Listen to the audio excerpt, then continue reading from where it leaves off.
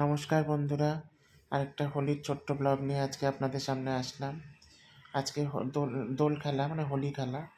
তো সকাল সকাল বেরিয়েছি আমরা সবাই হোলি খেলতে।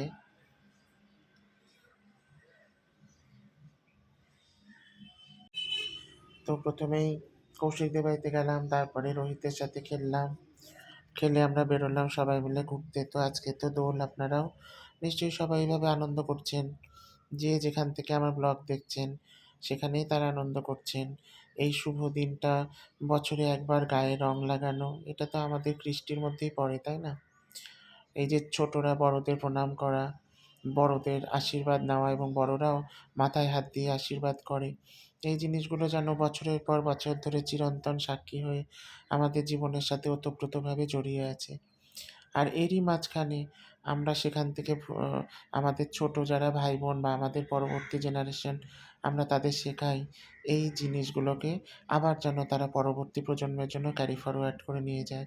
এই করতে করতে আমি আমার মেজদার বাড়িতে চলে আসলাম। এটা মেজদার বড় মেয়ে। মেজ মেজদার মেজো বৌদির সাথেও হোলি খেললাম।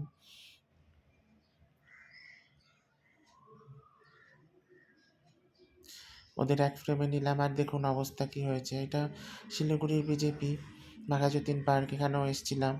এখানেও প্রচুর ভিড়, সবাই এখানে খেলে হোলি। বিভিন্ন সময়ে বিভিন্ন লোকজন আসে। তো আমরাও এসেছিলাম, দাঁড়িয়েছিলাম এসে কিছুক্ষণ। তারপর ভাবলাম যে আমরা আমাদের পাড়ার দিকে যাই, ডাবগ্রাম মাঠের দিকে যাই। তো এখানে কিছুক্ষণ দাঁড়ালাম, যে রোহিতের আসার কথা ছিল, তো ও তো এলো না।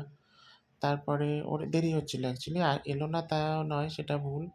ওর দেরি হচ্ছিল, হয়তো রাস্তায় জ্যামে ট্যামে কোথাও আটকে গেছিলো সেই জন্যে। তো আমরা অনেকক্ষণ ওয়েট করেছি ওদের জন্যে। তারপরে এখানে ভিড়ও বাড়ছিল। তো বেলাও হয়ে যাচ্ছিল, তো ভাবলাম আমাদের পাড়ায় যাই। তো এখানে পাড়াতে এসে যে বাচ্চুদা, তারপরে আমাদেরই আরেকজন দাদা, ওর সাথে দেখা হলো। খেলে টেলে তারপরে কৌশিককে বাড়িতে নামিয়ে আমিও বাড়ি চলে আসলাম। বাড়িতে এসে ঢুকতে নিয়ে দেখলাম যে রাস্তায় খুব ভিড়, দেখতে আসলাম। তো আমার অবস্থা দেখুন, সবাই মিলে আমাকে আবির দিয়েছে, আমিও দিয়েছি, খুব ভালো খেলেছি আজকে। তো চলুন এখন বাড়ি যাই, স্নান টান করি। এটার ফুল ব্লগ রাত্রে আসবে, আপনারা অবশ্যই দেখবেন।